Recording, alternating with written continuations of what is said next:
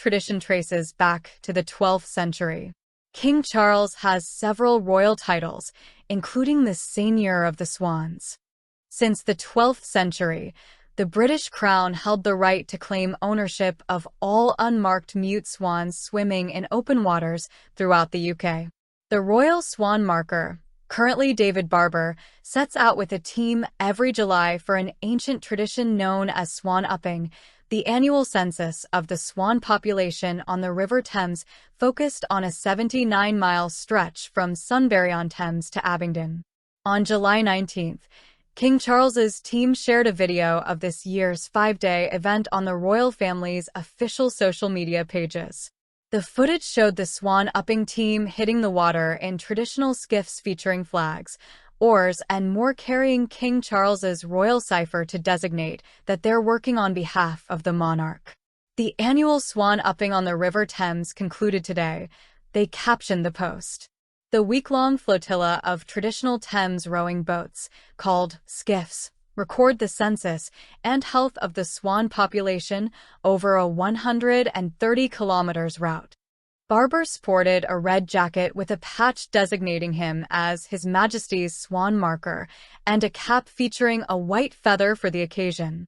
While British monarchs historically used their right to cook and eat the birds at extravagant royal feasts, the practice of swan upping now focuses on conservation and education. As swan uppers come across a family of swans with cygnets, young swans, someone shouts, "All up," and the crew corrals the birds so they can lift them out of the water. The swans and cygnets have their feet or wings tied before they are moved onto the riverbank to be weighed, measured, and inspected for signs of illness or injury, often caused by fishing hooks and lines. Barber previously told people the whole process, as long as there's no serious injury on the swans, takes about 20 minutes. All the young cygnets and adult birds have to be released together, as the cygnets will get lost otherwise. So you have to be very, very careful. You face the cygnet to the parent bird, and then they will go off in the water together. Although it's a short process, it can be tricky. Swans are large birds that weigh up to 15 kilograms, 33 pounds, Barber explained. They have a wingspan of approximately 2.5 meters, 8.2 feet, so they are a very large bird to deal with.